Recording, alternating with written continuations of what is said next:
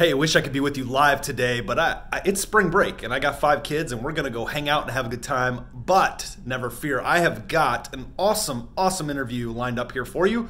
Stay tuned for Evan Carmichael. He's coming in right at you. 1.8 million followers on YouTube. Got some incredible wisdom, some things to share with you. It's coming right now. Let's go.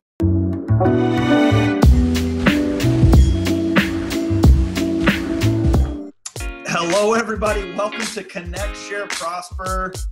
We are coming to you, our entrepreneurial friends. I'm here with Evan Carmichael. Evan, welcome to the show. See, thanks.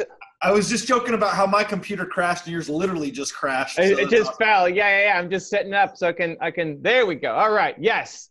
I'm great, man. Coming to you from St. Louis, Missouri today. Usually I'm in Toronto, but I'm on my tour right now, and I'm pumped, man. Glad we can make this time work. Yeah, thank you for being on the show. Let's actually jump right there since you brought it up. Tell us about the tour, because this is where you and I just started to meet each other. And for our audience, you know, guys, you're going to find so much wisdom in this. But I loved this tour thing you're working on. So you want to tell our tribe about your tour? Yeah, so 90 days, 23 cities, helping people believe in themselves more. It started with me telling my wife that I was going to take her to every city in North America with 1 million+ people. And in that process decided, well, I'm gonna meet entrepreneurs and make it a tour and try to bring some believe magic to each city. So it's a 3-hour event in 23 cities, focusing on 1, helping people set some bold ambitions for their life and their business, 2, taking immediate action and stop overthinking things and procrastinating, then helping people inoculate themselves against judgment, stop caring what other people think of them so much that prevents them from taking action, and then scheduling for success so that it's not just a one-off motivation thing that you get pumped for, but it's lasting and it leads to meaningful impact for your business and life. Wow, so good. I'm curious, how'd you come up with those topics? Like you mentioned the one, like not giving a crap about what anyone thinks about you. Like so many of our people, that's become a topic of ours lately. So how did that work its way in, and how did you come up with all those topics? Yeah, so I call it inoculate yourself against judgment. And the topics came from all the work that I do on a daily. You know, I get comments every day, hundreds, thousands, probably comments now, every day from people, and I see what they're struggling with. I do Instagram lives and I bring people in every day and I see what they're struggling with. So it's the most common things that entrepreneurs, at least my audience, entrepreneurs are dealing with on a regular basis. And I want to come and inject some energy and momentum into it so that thing that you've been sitting on. And in some case, I've had people in my first workshops who, like, it's a decade plus sitting on an idea. And I don't want you to wait another decade or 2 decades, or you end up 100 and you never lived your dream. And so people, I think everybody has Michael Jordan level talent at something. We're all a genius at something. Most people either just don't know what it is, they don't find it, or they have found it and they don't believe themselves enough to chase it down. And so as a result, 95% of America wakes up and drives to a job that they hate. Yeah. And I want to solve that, man. I want to solve that. And I know we're on the same path. Yeah, we're on a similar mission, but I love you said, so for those of the Master Networks tribe, those who follow us, who are getting to know you, you know, we're all solopreneurs or small business owners in our local communities across the country. You talked about genius. Where do you think your genius is? Like, I'm just curious for you. I'm sure in your path of entrepreneurial, you're discovering probably still, but where do you find like your sweet spot is? What's your genius? So for me, believing in people is the thing. And I want people to win more than they want themselves to win. And I get, it's a gift and a curse. Like when people come to the workshop, I had a guy in India last night show up and he's written 3,000 songs, but hasn't put them out there and recorded them. And so I made him come up and sing one at the front of the group. And then he gets a standing ovation from everybody. And like, if that guy didn't come up and do the song, it would destroy me. Like, I don't even know this guy, but it would just destroy me. And so I care about people and I believe in them and I want to see them win so badly. And I think that energy transfers over. As a result, I've developed a lot of skills that I can bring, whether it's through hacking YouTube or Instagram or, you know, getting growth, or how do you win as an introvert. I've hacked at a lot of skills, but I think at the core of what makes me genius is just the insane belief in people. And if you're coming around me and you're a negative person or you don't believe in yourself, I will suck you into my world. Like, it's just going to happen. I have so much Believe vitamin C injected into me that you can sneeze all over me. I'll never catch your cold and hang around. Like, I will suck you in. It's just going to happen. And so I then burst that positivity out. And that's why my YouTube channel has grown, but Instagram, and now moving on with the tour. I want to talk about YouTube and Instagram in a minute, but for a lot of people, their genius, and I find a lot for me, has come from experiences, either lessons hard learned when I was young, et cetera. Where does it come for you? Like, where does this desire to help other people win, can you pinpoint something in your life that really shifted for you for that? Or is it just sort of something that's always been there? So I think humans are built to serve, period. I think 99.999% of humans are built to serve. You have to have like something little wrong up there to not be built to serve. I think some people are built to serve the world. Like you and I, we have a big mission. We're trying to spread it out, trying to get people to take action. And others are just built to serve the 25 closest people to them. And they don't have a giant mission, but just the family and the close knit is the thing that drives them. But if you're not happy in life, it's because you're not serving enough. And so I think everybody is built to serve. We have our own different ways of doing it. And you have to figure out what that way is. My most important core value, I call it my one word, comes from my parents. It's believe. And my mom, I have her voice kind of in my ear right now as I'm talking to you. And she would always say that if you have the ability, you have the responsibility. If you can, then you must. And I remember I was 8 years old and I was asking her why she became a lawyer. And she told me, I'm not a lawyer, I'm a constitutional lawyer. And the difference is lawyers help enforce the laws, but constitutional lawyers help write the new ones.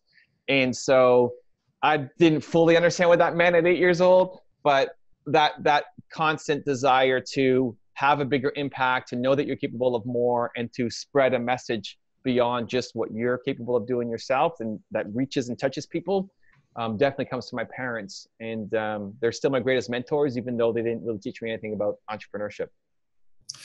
Your one word, you said believe. What a word, right? I see, I have 5 children and I'm always talking to my kids about believing in themselves. It's so amazing how fast that seems to escape people, right? And you were talking about the guy that can't, he's got all these songs and he hasn't released any, and there's probably this belief in there, and you helped that come out. And I see that in young kids all the time too. So I love that word of belief. But your one word, so where's that come from? I know you got a book, your one word. How'd that develop? Where'd that come from? So I think everybody has one most important core value. I think if you're a human, you have a singular most important core value that everything else falls under. And when you figure that out, it's much easier to actually go off and live your purpose and to create a business that you love and that inspires people. I think one of the reasons why we care so much what other people think of us, or they have an opinion and we feel drawn to that, is because you don't know what you stand for. And when you figure out what you stand for, you have now this rock that you're standing on that you can't be budged from. And so believe is mine, and all of my content then is positive, inspiring. It's optimism. And so as an example, on my YouTube channel, if I made a video of the 10 stupidest things that this XYZ person said, I'm sure that video would blow up because people actually prefer consuming negativity than positivity. Right. But it's so anti what I stand for that I'm not going to do it. And so it gives you the lens through which to see the world, to make decisions. And then when you put it out there, it attracts the right people to you. And so some people, when I say believe, and believe is through all my stuff. Like you can't watch my videos or my Instagram and like not see believe. And for some people that's toxic and they hate the message. And that's amazing because they'll self-eliminate and they won't ever become part of the tribe. And for others, it's like, wow, this is exactly what I need. And so when you lead with whatever your mission is and your core value, you'll start to bring in customers, partners, suppliers, media, investors who are aligned with you. And when you're working with people who have similar core values as you, but different talents and skills, it's so much easier to drive forward on a really rapid pace. So it starts with the self-awareness to understand what the heck do I stand for as a human being, and then start to put that out there so you can bring those people into your life. Oh, that's so good. Like, I wish we had an hour just in that piece right there, because Yeah, I'm in the middle of writing my third book called Impact, Becoming a Person of Positive Influence. And the very first thing we talk about is that self-awareness. If you know who you are, like I find people like you and others who are on these missions, and I think that's a common thread, is that they're really self-aware about what their mission is. And when I haven't had that clarity prior in my entrepreneurial career, and maybe that was the same for you, like I felt like that's when obstacles really held me back, because I wasn't clear on that clarity. Wasn't there, that I didn't have that power. So I love this, man. I wish we could dig more there, because there's so much value there. We can dig. I mean, I think it gives you more clarity. I think it allows you to stand up to the people in your life who don't believe in the same thing, who will say, well, you can't go do that business, and you're not from that family, or we're not the kind of people who do that. It gives you the confidence to stand up. And it forces you outside of your comfort zone to do things that you thought were impossible. So I'm really introverted, like that probably doesn't come out on this kind of format, but I'm introverted. I was super uncomfortable being in front of the camera. It took me 350 videos before I wasn't completely embarrassed by my own stuff. Like I couldn't watch it back, and 700 videos until I watched one and I was inspired. Like, I'm getting pretty good. Steve, who we both know is my agent, is always on me, because he's like, Evan, your problem is you don't want to be famous. Like, I don't need to be famous. I have no desire to have the spotlight on me. But we fought for like a couple of years on it. And then he said something. He's like, hey, if you want to have an impact, you have to be famous. And so like, okay, then it started to click. So how does an introvert become famous? I don't know. We're going to figure it out. Right. And so it pushes me to do a 90-day tour, pushes me to make YouTube videos. My mission, even though it's against what I would normally feel because I'm introverted, having a powerful mission and knowing what you stand for gives you the strength, courage, confidence to push through those comfort zones and then hopefully create something amazing for the world.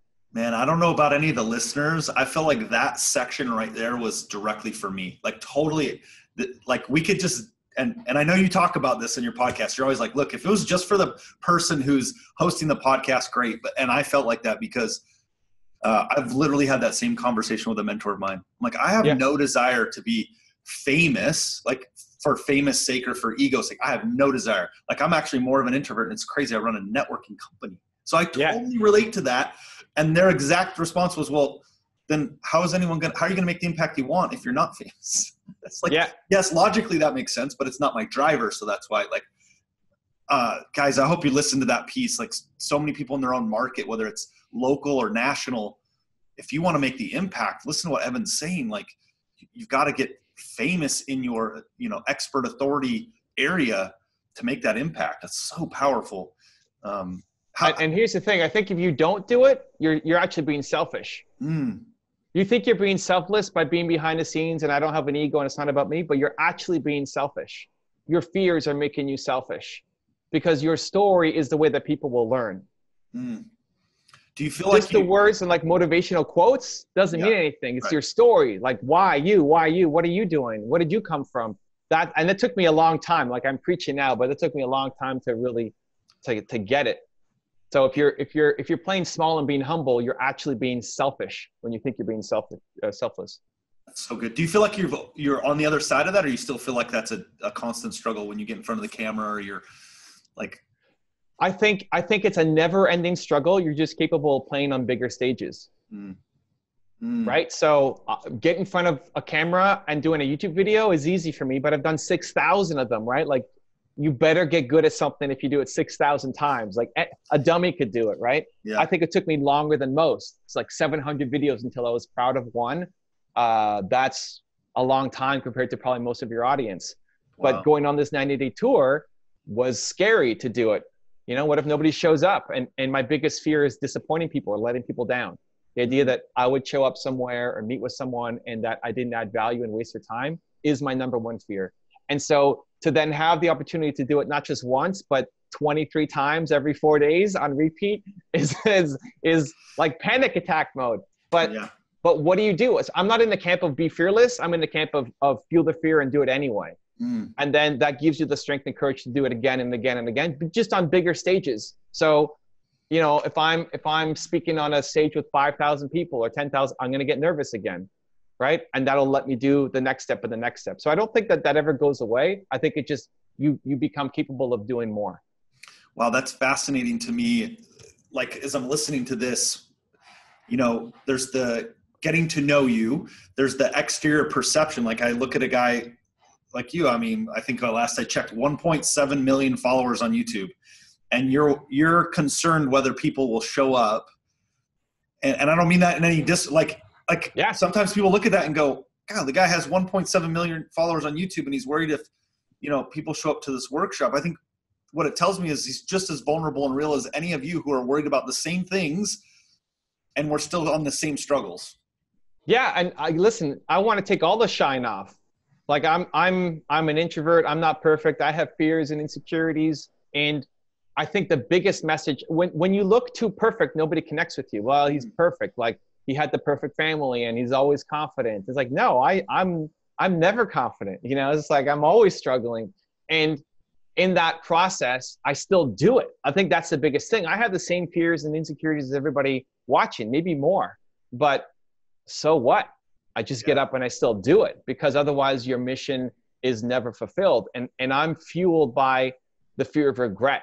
So anytime that I'm afraid of doing something, like if I'm afraid to come on this show with you, I'll say, this is gonna be the greatest show of all time. And I'm missing out. Like this would be my big break, and I'm really missing out by not doing it. And so I use that fear of future regret to force me into action, because I feel a lot of fear in the moment. I just make the future pain so much bigger that it forces me into immediate action. So then I'll share something. So what's interesting, you said, your fear about maybe coming on the show. Like I was a little bit nervous to interview you, because on my podcast show, I'm usually the one being interviewed. I have a co-host and he usually interviews me on these topics. And I'm like, I don't do a ton of interviews. But to that same point, it's like, I could let that fear stop this process and go, well, you know what, Evan, I'm not available to do it. Or, let's put this off. Or you just take it. And I hope you guys are hearing what Evan's saying is like, so introvert, has these fears about people showing up and just does it anyway. Because again, now I imagine you've met some pretty remarkable people along the way too, right? Oh yeah, absolutely. Yeah. If you said no, you wouldn't meet those people. You wouldn't have those connections, right? So powerful piece. And I remember when I had Tony Robbins on my channel, I was super nervous for that. He was going to come on and we had, 30 or 40 minutes together. And just before, like I couldn't do anything for the hour leading up to it, because I was so nervous, like, oh my God, Tony Robbins coming on my channel. But I try to lean in on whenever my heart's going like this, boom, boom, boom, boom, boom, boom, boom, you have to do that thing. You have to do that thing, because you'll play small by default. I think humans play small by default. But when you catch it, then you have to do that thing, because it teaches you that I'm the kind of person that when I am scared, I jump into it. And so it's been years of practice and training to do that. So you're jumping into the unknown. And I tell myself I would rather know and fail than not know. I would rather know and fail than not know, because otherwise that regret eats you up for the rest of your life. So good. Before I get into the next question, for those listening, how can they love what they're hearing, they want to get to know more about you or the things you're teaching and sharing, where would they go? What's the best place for them to find you, and where would you like them to plug in at? Sure. So I guess while I'm on the tour, there's a bunch of different spots that are still left and open that I'd love to have you come out and say hi and come on out and get pushed. We're gonna make some momentum happen. After that, I guess it just depends on what you're interested in. If you want the book, Your One Word, you can figure that out. Amazon's the best spot. I'm probably best known for my YouTube channel that has content for days, too much inspiring content. And between those three places, it'd be great to connect with people. Man, so first of all, I love the tour, and I know our listeners, several of the cities that we have big following in, you're going to be in those cities. So you guys check out evancarmichael.com, look at the tour, get registered, go visit, mention the podcast, say, hey, I heard about it on the podcast with Chaz, and, connect with him there. I already know that I have some fans in Denver and members of Master Networks in Denver that are planning to be at your event. So that for sure. So shout out to those members in Denver that are planning to be there. I loved your YouTube channel. Like so one of the things I shifted about a year ago is I don't listen to music anymore at the gym. I listen to videos and podcasts and all that stuff. Cool. So I found myself kind of lost, probably ran a lot further because I was so focused in the stuff you were putting out there on your YouTube channel. So I have a question for you though, and this is really a curious question. Yeah. Did YouTube happen for you purposefully, or was it sort of accidentally? Because I see some of these guys that sort of accidentally have these followings because of things they put out viral or whatever, or some have been very intentional and purposeful in the way that they've done it, or maybe both? Which was it for you that you feel? So I'm almost never purposeful from the beginning, but then when I get hooked on something, I put my blinders on and I push hard. So I like to experiment. I like to test. I like to taste. I like to taste lots of stuff. And so I made a video on YouTube talking about Walt Disney's story. And you can go back, you can find it. It's the first video on my channel. It's brutal. I'm sitting down in a suit, you know, super awkward, trying to memorize my lines. And the result wasn't great, but I liked the process. And I'm like, you know what? I want to do this again. And I love trying things once. And if I like it, then like just the acid test is, do I want to come back and do it again? Where it's not going on a first date and expecting to get married to that person. It's going on a first date and saying, I want to go to a second date. And that's how YouTube evolved for me. That's how everything I've done has evolved for me. Even this tour, it started off by just taking Nina to Boston, my wife to Boston. And like, that was really cool. Let's do it again. And then once I commit to it though, then it becomes hardcore, right? Then it goes one trip into 90 days, right? Then it goes, you know, a couple videos into 3 videos a day, 6,000 videos later. Like, I think we have windows of opportunity in life, and there will be times when you have absolute clarity, absolute focus. You know that this is your moment. Like with me right now, YouTube is a moment with my talents and video, and it's just this perfect storm for me. So there's this window of opportunity that I'm pushing through as fast as I can, as hard as I can, because that moment is going to close at some point, and I need to milk everything out of it. And so blinders are on, like, go, let's do this thing. But then when you lack clarity and you lose focus and you're not interested in that thing anymore and YouTube becomes something else, you'll find yourself depressed and down. And then what you need to do is explore and try a whole bunch of new stuff again until you find a thing that you want to go back to. And so it's this roller coaster of ups and downs, but I think people stick in the wrong business for too long. And they also don't explore enough things to see what it is that's going to make them come alive. So like, you start a podcast, great.